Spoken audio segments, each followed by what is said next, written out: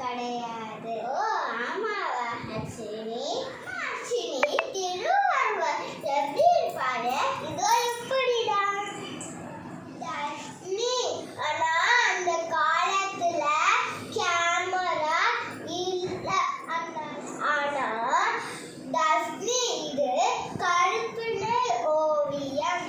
கற்பனை ஓவியம்னா என்னது? திருவள்ளுவரை பார்த்தது இல்ல யாரும்.